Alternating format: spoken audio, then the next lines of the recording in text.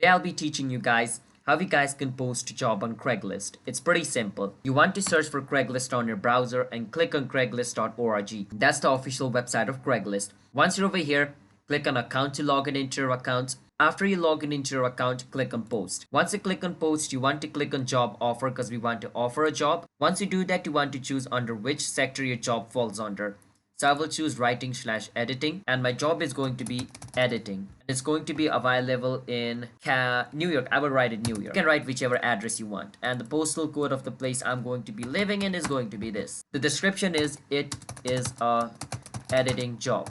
Now make sure you fill this form up correctly. I'm entering random information because I just want to show you. You need to enter correct information. My employment time is part-time. It's going to be internship. Job title again, editing.